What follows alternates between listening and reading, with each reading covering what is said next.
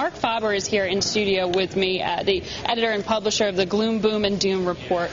And, you know, Mark, you called the 87 crash. When you're looking at what's happening right now, I know you're very critical of what's happening down in Washington in terms of the Fed chairman and in terms of this administration's intervention in the economy here. Does any of that change November the 3rd with the midterm elections? Well, I don't think so, but I think QE2 will be interesting to watch. The other thing that happens possibly November 3rd? Yes, exactly, because basically what we have is back in July, August, investors were very bearish on the market, and they talked about the Hindenburg omen and that everything would crash and so forth. And what then happened is that September was very strong and October was a reasonably good month as well.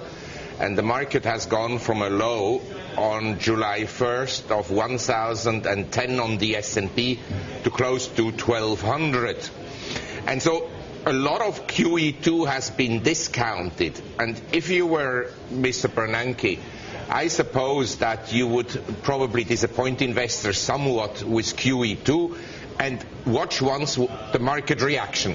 If the markets really sell off, you can then increase QE2 or launch QE3, and QE4 and QE5 and so forth. There'll be many more QEs. So are you saying regardless the market's going to be disappointed with the QE2, or does it matter the size of the kind of either shock and awe or piecemeal campaign? Well, I think that anything under $1 trillion will kind of disappoint the market a little bit, and then the markets are stretched. We are in the inflation trade again. Weak dollar, strong precious metal prices, and strong equity prices, especially in emerging economies and now also frontier markets, and strong industrial commodities. So I think that a correction is overdue, but I wouldn't think that the bear market is around the corner. I think on a correction there will be a buying opportunity, and maybe we'll have a crack-up boom in stocks and in commodities like between the end of '99 and March 2000, when the markets went up very strongly. It sounds like that trigger for that correction, as you call it, is QE2. That's what you're predicting. Yes, and I mean the elections, who knows, but I think the Democrats have, sadly enough, another shot at keeping the majority. So it doesn't sound like you're getting any more optimistic about the outlook for equities in the US. I'm reasonably positive about equities. I think equities are more attractive than bonds and cash in the long run. Say if you invested for the next 10 years, you shouldn't be in cash and U.S. government bonds. You should be in equities, and then you would have to choose, obviously, equities in the U.S. or equities in emerging economies. But you're still avoiding financials, autos, airplanes. You like Microsoft. Well, I mean, I've been kind of interested in some high-tech stocks for quite some time, and some have done okay and some haven't done all that well. But my major recommendations in the last few months were actually agricultural commodities, and I continue to recommend the accumulation of precious metals, whereby I think they are overdue for some kind of a correction here. And then we'll get the next move probably next year and thereafter.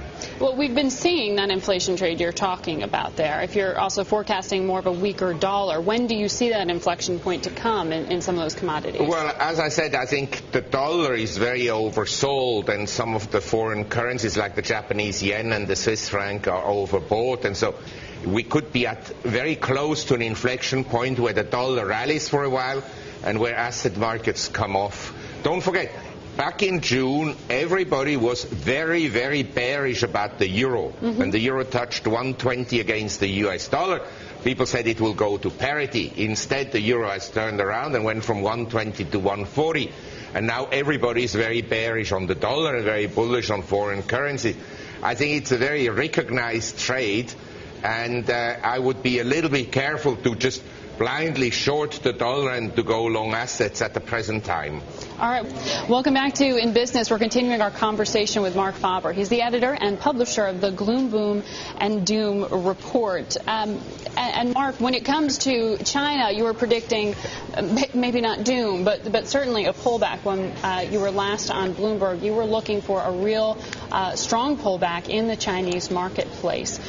Do you still foresee that? In the economy, yes. In the economy. I mean, I think think that the economy has many imbalances, and some sectors are overheated, and you have, like in the US, artificially low interest rates that then lead to very strong credit growth and monetary expansion. So even that increase by a quarter point of the deposit and lending rates, you don't see as changing it? Meaningless to you. Because the property prices are going up so much, and the cost of living are going much more than what the government is publishing. Say, the typical rate of inflation in China, India, Vietnam, for the majority of people, has to be around, say, between 8% per annum and 15% per annum, because in economies where you have a low GDP per capita, food accounts for, say, 50% of your expenditures, and food prices have been going up a lot. Mm-hmm.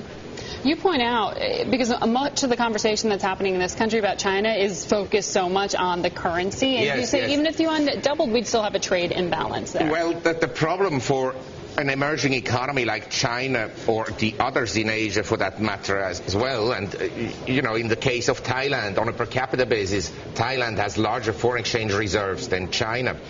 The problem is really this: you have these huge liquidity inflows through trade surpluses, current account surpluses, and also through capital flows. So the country in question, say Thailand or China, what do? They can let the currency appreciate meaningfully, or they can let the asset prices in the country appreciate meaningfully, or a bit of both. The problem with a bit of both is that once the speculators see that the currency is appreciating, right, they pile even more, and the currency is pushed up to unrealistic levels. And then one day the capital flows out. I've got to leave it there. Unfortunately, we have to take a break here. No Marc, problem. thank you for being with us.